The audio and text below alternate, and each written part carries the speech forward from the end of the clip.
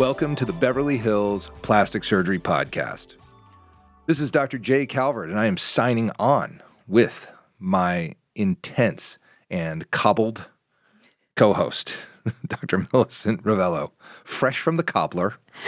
How are you doing? I'm doing great. How are the shoes? The shoes are fantastic. You know, I had this really nice pair of boots I wanted to take to Paris with us, and they had a hole at their toe. What? So guess who fixed shoes that have holes?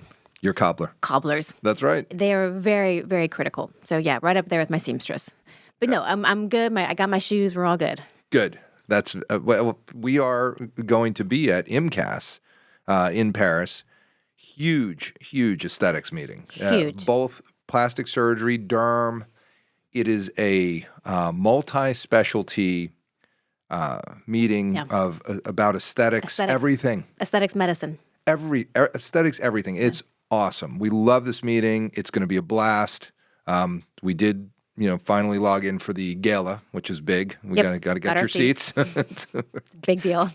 Like, you can't even get it. With 15,000 people there, like, you can't even get into the gala. We're in.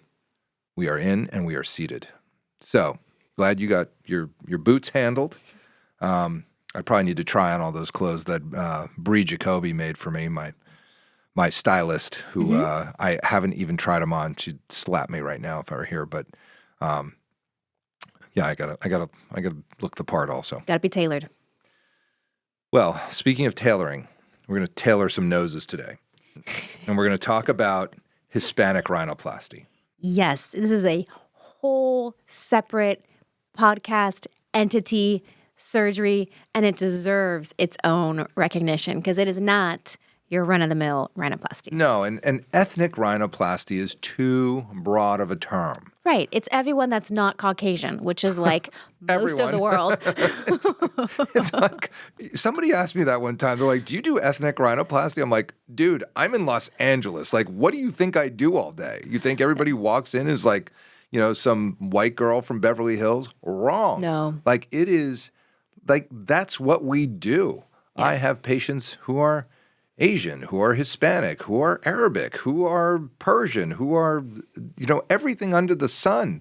I have patients that are Black and Swedish combined, which I've, talked about before. There's so many different ethnicities. How can you just say ethnic rhinoplasty? Right, and that has historically been the umbrella for anything that's not a Caucasian nose, because historically most of the principles of rhinoplasty were designed around Caucasian noses. So that's why when people started doing non-Caucasian noses, the idea of ethnic rhinoplasties came into being because we realized that there's a whole different kind of technique and tips and ideas that you have to be able to handle in order to do a non-Caucasian nose.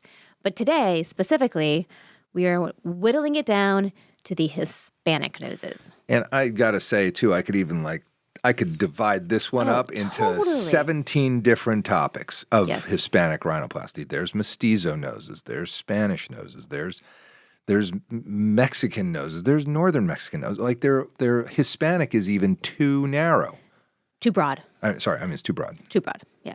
Which sometimes Hispanic noses I was thinking about narrowing noses when I said that. I think that's why I said it's too narrow, because typically you need to narrow the tip of the nose. Mm-hmm. Maybe I was looking at your nose thinking that, I don't know, maybe. Yes. Speaking of Hispanic rhinoplasties, you can talk about your experience. Right, we're coming up on the 1-year mark on Dr. Rovelo's rhinoplasty, so you can talk about that. But, that's the other thing, too, is like a lot of Hispanic is like, your parents are, Honduran and, kind of white American, Caucasian. Yeah. So that mix is also really common. And there's also Central American and Asian. I mean, there's every mix you can imagine, and it affects how the nose starts and where they want to go and what the ethnic characteristics are that patients are trying to maintain. As I said, I had a patient the dad was 6'4", large guy, African-American guy, and the mom was a 5'1", blonde-haired, blue-eyed Swedish woman. And here's this kid. And he comes in and says, I need a rhinoplasty. I think I have a hump of this. And I was like, but I want to be ethnically consistent. And I'm like, Okay, Which one? tell me what that looks like. He's like, I don't know, do something cool. That looks great, which I did. But it was really interesting because he had kind of like, he had the bridge of the mom, but then he had sort of a wider alar base like the dad. Like, and it was really an interesting sort of nose to do because the discussion of what do you want this to look like? He's like, I just want it to make me look better. He goes, I think this takes away from me, kind of points at certain things. And then we fixed it the way he wanted, which I don't know what ethnic consistency meant for him, but he just looked great afterwards, and he felt like it was a huge win, and he came back every year to tell me how great it was. So it worked. Great. With Hispanic rhinoplasty, there are some things that I think you can take away as this is what patients want and what they're looking for. And especially with like Central American noses and even like there are certain characteristics. Like I always say, like once in a while, the patient will come in who has a hump and a droopy tip, and they'll say like, I want to change my nose. And I said, this is a classic nose. They have a little bit of a low radix, a little bit of a hump, the tip's a little bit droopy. I go, if you go to the Mayan ruins in South America, this nose that is what it looks painted like. All over every one of the walls in those temples, and because that was what people look like. That's how they look. That's how they looked. And they were very proud of that nose. Absolutely. That the classic Mayan nose, so you'll find this in the more indigenous people, or if they have indigenous ancestors, they're going to have more of this characteristic nose. And this is more typical to Central America, although there is some influence sort of going up to Mexico as well. But yeah, on profile, they have a large, rounded hump of a nose that is usually quite projected, and then a kind of a plunging tip. And that is a classic indigenous kind of Mayan-looking nose.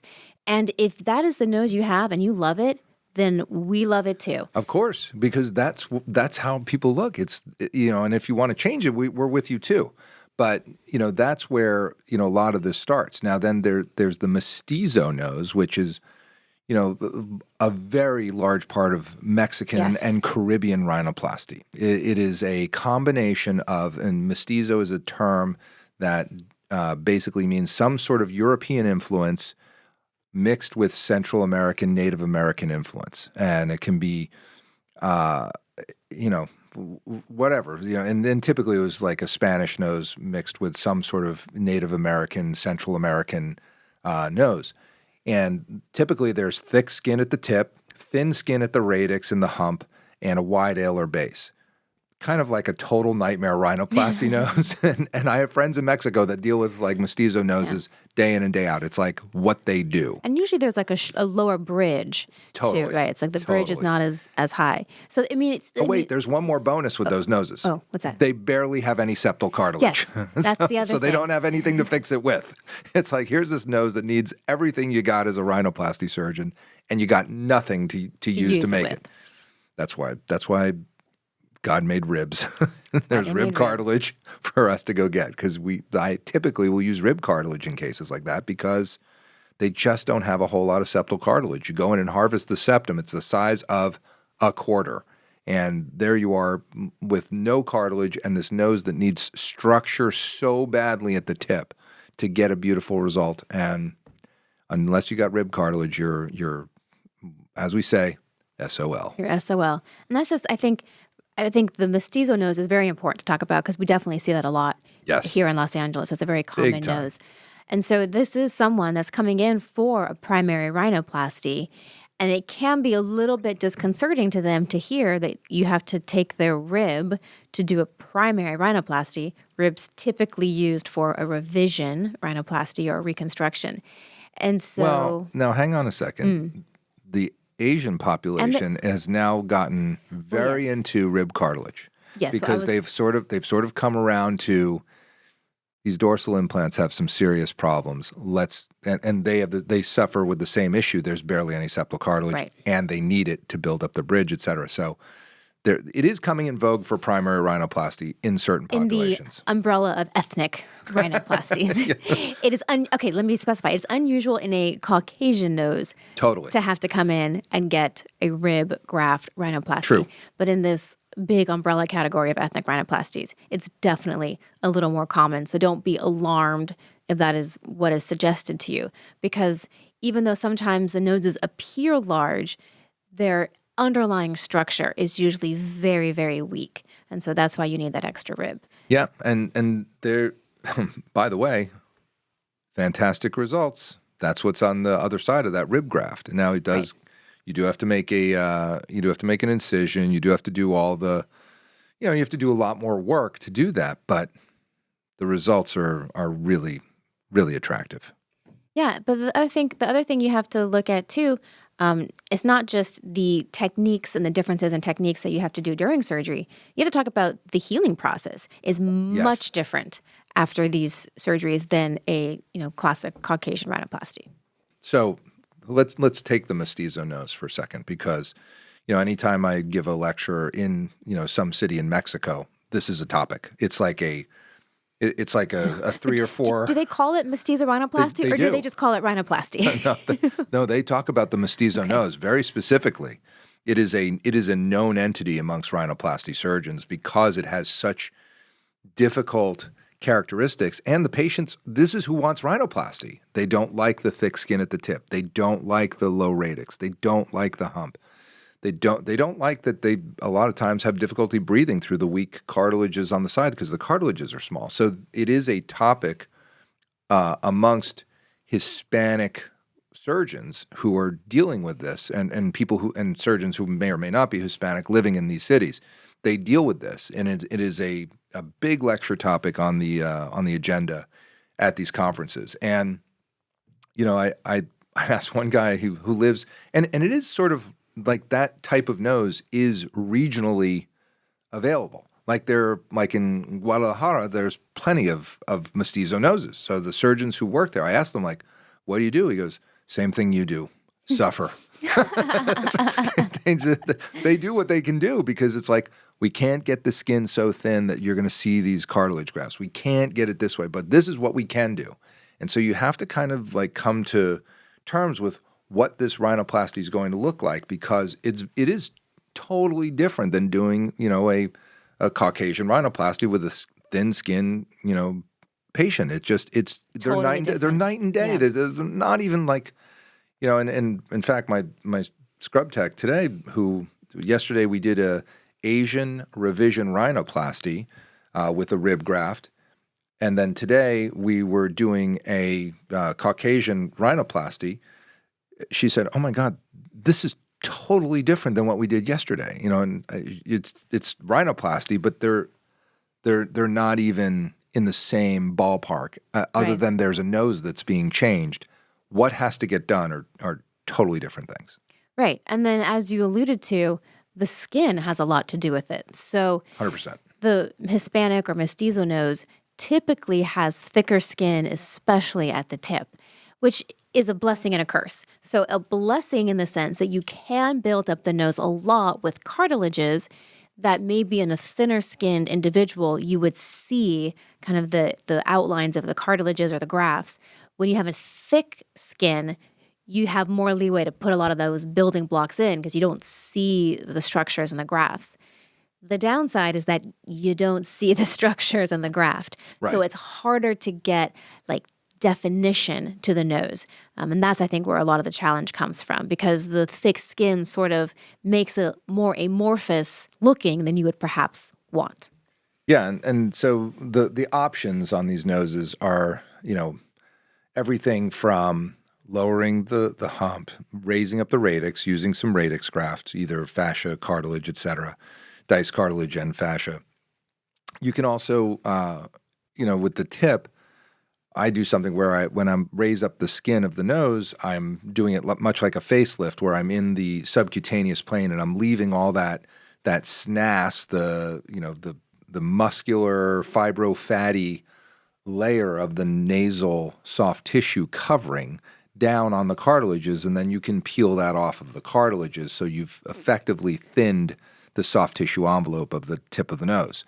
Then you will start to see more of your definition, but I can tell you that a lot of this stuff heals and it does regrow, and so thinning it is a starting point, but then there's steroid injections and possibly a secondary operation where you thin it further, depending on what the result is you're looking for. Just knowing what the patient wants and what you can get them is really sort of the key in the communication as a rhinoplasty surgeon. You want to deliver a result that they're going to love, but you don't want to bring them to surgery if you can't deliver that result for them. And every nose has to be evaluated very carefully. And people use Accutane to thin the soft tissue and all these other tricks, which are helpful. But realistically, you have to understand that those thick-skinned noses still are going to have some thick skin, and they're very similar to thick-skinned Southern Persian noses, which they have this like thick tip skin that's really hard to work with. And so, having this, like I've done over 5,000 rhinoplasties at this point, and having the experience of 20 plus years in dealing with every type of ethnicity does help me to say, this is what I can get you and this is what I can't. And I draw it out for them and show them. But you can also see on the website, you can see the before and afters, and you can see what's possible because everybody wants to have a better looking nose when they're done. So if I put it up on the website, I think it's a good result, and it's probably the best that I could get them. And that's really helpful. And I think it's really important for them to understand too that getting that result is a process, and it's going to take them longer to see that final result than somebody who maybe has thinner skin. Yes. When you have that thick skin, it takes a lot longer for it to sort of shrink wrap around the grafts. It takes a lot longer for the swelling to get out of the nose. So you may not see your final result for 6 months, a year, 2 years, because it takes a while for that thick skin to really calm down. And the nose may look better out of the gates. Right out of the gates. It'll look great. It'll look better. But it will keep getting better, and it's going to take a little bit longer to get you to that final result. Yeah, I mean, even like I looked across the table at you for the last year, and we did your operation in February. So we're coming up on the year mark, and your nose gets better and better every time. It's a great looking nose. And it was good right away. It was different than what you had. The tip was better and all that sort of thing, but there was no definition yet. And like you're just starting to get that definition. We're just coming up on the 1 year mark. And a year from now, it'll be even better. I know that. I have that I have thick Hispanic skin. It's thick, and it's fighting back. And they do. And that's the way it is. And you just have to take it, and and you have to sit on your hands a little bit and just because I think we did a couple steroid injections for you. One steroid injection. One? Yeah. And that was enough. I mean, that was fine. I can wait. Yeah. I mean, could you do more? Yeah, probably. But at this point, I would just let it go. Good. It looks great. Yeah, love it. Yeah, and it's still your nose. I don't think it really changed the way that you look, other than made you look better. No, I didn't want a big change. I had a super deviated septum, and I didn't. It was awful. It was like way off to the side. Sinusitis. It was every 2 months, I think. Yeah, and then easily sinusitis all the time. And then I was like, well, while you're there, I have this tip that I don't like. It's in that photo right there. You need to redo our photos. See, that's my old tip right there. It is. You can there's the before and after. Just go right next to it. See, right there. Totally. And so it was. You can see the tip. The tip comes out more than I like. But that's your good side. You always took pictures on that side because the other side had the deficit. Had like ice cream scoop out of my septum. So I wanted just a straight nose. I didn't want anything scoopy. Just give me a straight, non-bulbous tip. Right, but nobody would look at that photo and be like, that's a typical Hispanic nose, even though we know that that's a combination of your father and mother's. Right. It really is. Between the two of them, that's how that nose arrived here. And so that there's going to be thicker skin at the tip and all those sort of things, because I think your dad's pretty much got the mestizo nose, Totally. Yeah. And, kind of smushed and wide ala and thick skin. Thick skin at the tip. It's classic. And so for rhinoplasty, that's where finding a surgeon who kind of knows what they're dealing with is sort of key. Yeah. It is. Sure. And, it's, I feel for my brethren, my rhinoplasty brethren in Guadalajara. And they suffer. They suffer. That's what he said. It was so good. I was like, so what do you do? Like, what are your tricks? He goes, the same thing as you. I suffer. I was like, that's totally it. It's totally it. Because it's like you do the rhinoplasty and you're like, well, just be patient. It's going to come around, I promise. But it is better right away. It is. And I don't want to, just I don't want to bag on, like don't do it because it's not worth it. It is worth it. Totally If you really worth want it. to, if you Yeah. want to change these things, it is worth it, but it is much more of a process. Yeah, the thinner skinned, patients are going to see the results sooner, et cetera. But, for people that really want the change, I mean, it's, a Patience. long life, God willing, and you can be patient while this evolves. Yeah, patient. Be a patient. Very good. Anything else about Hispanic rhinoplasty? I mean, I could divide it up into so many different, Caribbean, Hispanic, and like there's so many. Again, this is where, my whole message with rhinoplasty is spend some time to make a diagnosis on what the problems are, the issues with that nose, and where they want to go, and what materials you have to build that nose that they want. And then you can have a realistic conversation about what's possible so that, you don't have disappointed patients. You actually have patients that are totally thrilled. I couldn't agree more. In that case, this is the Beverly Hills Plastic Surgery Podcast coming to you from the 90210.